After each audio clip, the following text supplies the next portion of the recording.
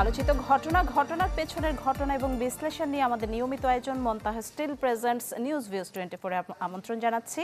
আপনাদের সাথে আছি আমি ফারজানা নিশি।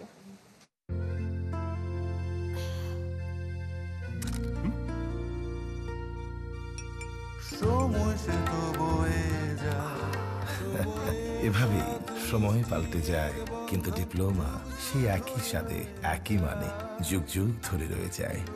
New Zealand dairy, excellence in quality. ছাত্র জনতার অভ্যুত্থানে পুনর্জন্মের এই বাংলাদেশের বয়স হলো 1 মাস। সময়ের হিসাবে খুব বেশি নয়। মানুষের মনে আছে আশা, আছে শঙ্কাও। রাজনীতির পুরনো ধারার যে চর্চা তা ভাবাচ্ছে অনেককে। রাষ্ট্রের পাশাপাশি রাজনৈতিক দলের সংস্কার এখন জরুরি বলছেন সবাই। শফিকুল ইসলাম সবুজের রিপোর্ট দেখুন, ছবি তুলেছেন সাজিদুল আলম তুহিন।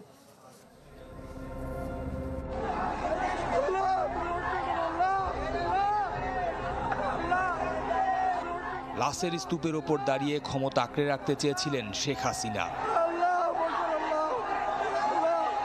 ছাত্র জনতার গণ অভ্যুত্থান তা হতে দেয়নি।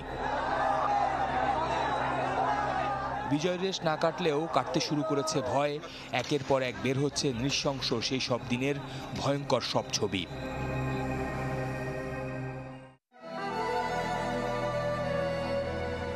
মানুষের মনে এখনো রয়েছে শঙ্কা, অনিশ্চয়তা। কোন পথে যাচ্ছে দেশ রাষ্ট্র? একদিকে প্রাকৃতিক দুর্যোগ, আরেকদিকে রাজপথে দাবি আদায় সরব বিভিন্ন পেশার মানুষ। অস্থির সময় স্থিরভাবে দেশ পরিচালনার কার্যক্রমই এখনো শুরু করতে পারছে না অন্তর্বর্তী সরকার। যাদের হাত ধরে পুনর্জন্ম হয়েছে এই দেশের, ছাত্র সমাজের সেই প্রতিনিধিরা বলছেন প্রাথমিক বিজয় হলো মাত্র। যেখানে না বলা অনেক অনুভূতি আছে, আছে ভয়হীন চলাচলের স্বাধীনতাও। প্রাক্তন যে সরকার ছিলেন তাদের বিরুদ্ধে কথা বলতে পারে না, বা তাদের বিরুদ্ধে কোনো কথা বললে হয়তো আমাদের তুলে নিয়ে যাওয়া হয় কিংবা গুম করে দেওয়া হয়। একটা বাঁধ ছিল, সে বাঁধটা ভেঙে গেছে। মানুষ নিজের মতো করে মত প্রকাশ করতে পারছে।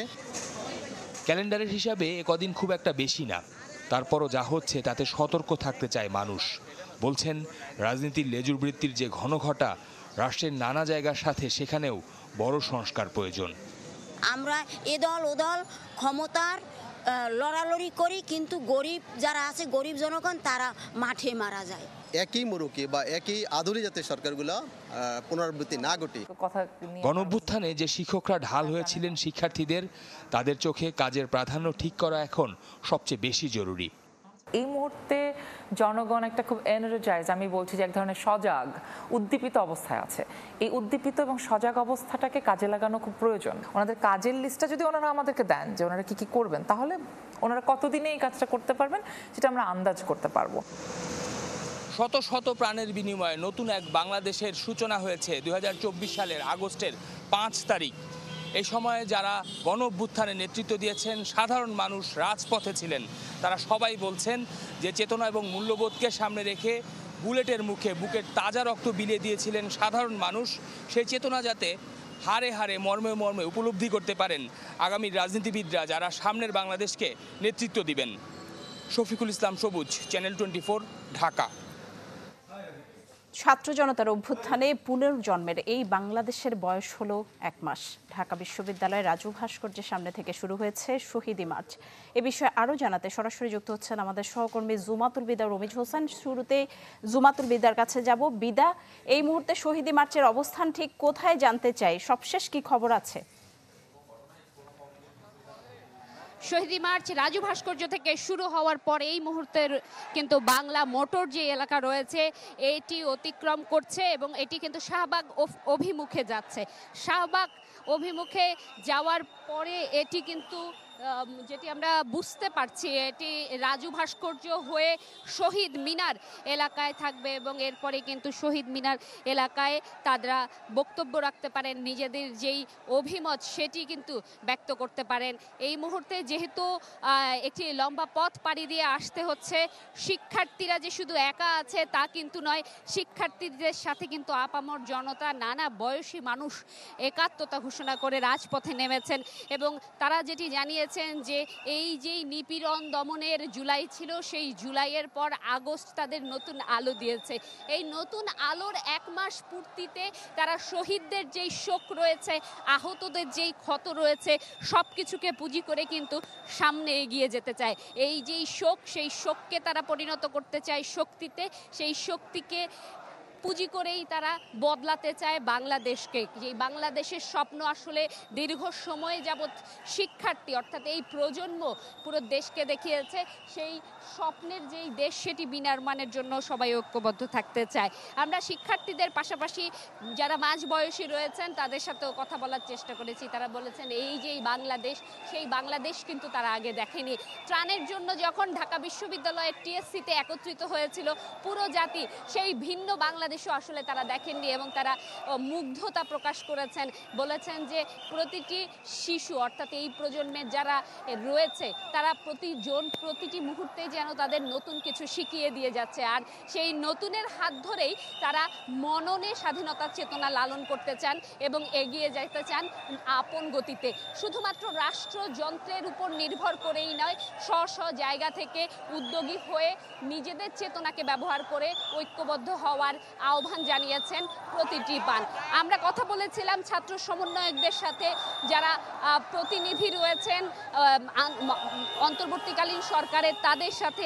তারাও কিন্তু জানিয়েছেন যে 16 বছরের নাগপাশ ছিন্ন করে যখন এই আলো এলো, এই আলো যেন ভিন্নভাবে দোসরদের মাধ্যমে নিভিয়ে দেওয়ার চেষ্টা চলছে, অর্থাৎ ষড়যন্ত্র অব্যাহত রয়েছে সেটি জানিয়েছেন তারা। বলছেন যে নানাভাবে এখন পর্যন্ত দমন নিপীড়নের চেষ্টা চলছে এবং নিজেদের পুনর্বাসনের চেষ্টাও করছে সেই ফ্যাসিবাদী গোষ্ঠী। তাই সকলকে সচেতন হবার আহ্বান জানানো হয়েছে, যাতে বাংলাদেশ আর পিছিয়ে না যায়, বাংলাদেশ যাতে এগিয়ে যায় এবং লাল সবুজের বাংলাদেশ যাতে সমুজ্জ্বল হয়ে ওঠে পৃথিবীর মানচিত্রে। এই ছিল নিশি আমার কাছে। বিদা, অনেক ধন্যবাদ আপনাকে। দর্শক, এই মুহূর্তে আমাদের সাথে যুক্ত হয়েছেন রমিজ হোসাইন, শহীদি মার্চের অন্য প্রান্তে রয়েছেন তিনি। রমিজ, আপনার কাছে জানতে চাই, আপনি যেখানে রয়েছেন সেখানকার কি অবস্থা? আমি এখন রয়েছি রাজধানীর বাংলা মোটর। আসলে কিছুক্ষণ আগে ফার্মগেট থেকে কারণ বাজার হয়ে কারণ বাজারটি পার করেছে যে শহীদি যে র্যালিটি, তো এই যে র্যালিটি এখানে আসলে বিভিন্ন শ্রেণী পেশার মানুষ, এটা শুধুমাত্র যে ছাত্র আন্দোলনের যারা সমন্বয়ক ছিল বা ছাত্র আন্দোলনের শুরু থেকে যারা ছিল তারা না। এখানে কিন্তু আমরা দেখেছি যে এই যে র্যালিটি, এটি যখন ঢাকা বিশ্ববিদ্যালয়ের রাজু ভাস্কর্য থেকে শুরু হয় এবং নিউ মার্কেট হয়ে সায়েন্স ল্যাব এবং কলাবাগান, ধানমন্ডি 32 এবং 27 নম্বর হয়ে ফার্মগেট হয়ে যখন এই র্যালিটিতে আসলে বিভিন্ন শ্রেণী পেশার মানুষের মধ্যে অংশগ্রহণ করেছে। আপনি দেখতে পারবেন বিভিন্ন স্কুল কলেজের আসলে যারা ক্লাস 5-এ বা তার উপরে 6-এ 7-এ 8-এ বা অন্যান্য বিভিন্ন শ্রেণী পেশার মানুষ এখানে উপস্থিত হয়েছেন এবং এখানে যারা উপস্থিত হয়েছেন তাদের হাতে আমরা দেখেছি যারা যে সমস্ত শহীদের আসলে মারা গেছেন এই যেই শিক্ষার্থীদের যে চলমান আন্দোলন ঘিরে যারা আহত হয়েছেন বা যারা মারা গেছেন তাদের ছবি আসলে তারা ব্যানার এবং ফেস্টুন আকারে গ্রহণ করেছেন এবং সেগুলো সামনে নিয়ে আসলে তারা তাদের যে বক্তব্য এবং তাদের যে স্লোগান, এর মধ্যে তারা উল্লেখ করছেন যে এই যে সমস্ত মানুষ আসলে মারা গেছেন তারা হচ্ছে তাদের অনুপ্রেরণা, তারা হচ্ছে তাদের শক্তি, যে সমস্ত মানুষের আত্মত্যাগ, যার কারণে আসলে এই বর্তমান যে বাংলাদেশ, স্বাধীন বাংলাদেশ,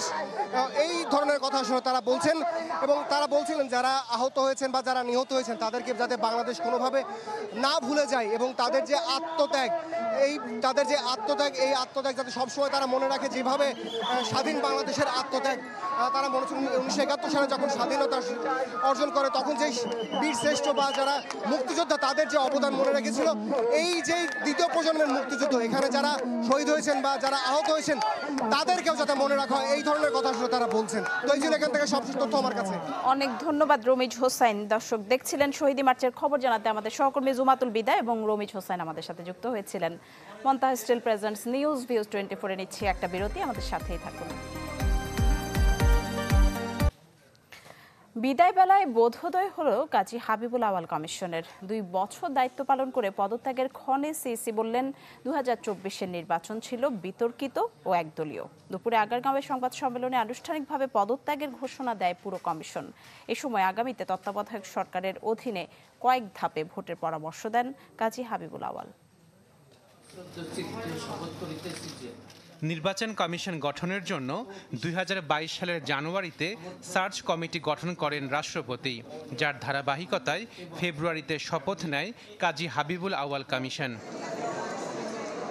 যাদের অধীনেই সবশেষ জাতীয় সংসদ নির্বাচন সহ অনুষ্ঠিত হয় বেশ কয়েকটি স্থানীয় সরকার ও উপনির্বাচন। ভোটার খরা কিংবা দলীয় প্রভাবমুক্ত না থাকার অভিযোগে যার প্রায় সবগুলোই ছিল বেশ বিতর্কিত। অবশেষে হাসিনা সরকারের পতনের 1 মাস পর স্বেচ্ছায় বিদায় নিল আউয়াল কমিশন। সংবাদ সম্মেলনে সেই ঘোষণা দেন প্রধান নির্বাচন কমিশনার। ভেঙে দেওয়া সংসদের 299টি আসনে নির্বাচন প্রার্থীদের মধ্যে ব্যক্তিকেন্দ্রিক প্রতিযোগিতার মাধ্যমে হয়েছে, দলের মধ্যে নয়। নির্বাচন যেহেতু একদলীয় ছিল, কাজে এই নির্বাচনকে সরকারিভাবে প্রভাবিত করার কোনো আবশ্যকতাও কার্যত ছিল না। দলীয়ভাবে ইনক্লুসিভ না হওয়ার কারণে নির্বাচন বিতর্কিত হয়েছে।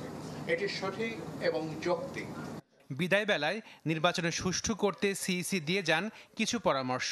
বলেন, কয়েক ধাপে তত্ত্বাবধায়ক সরকারের অধীনেই হওয়া উচিত আগামীর ভোট।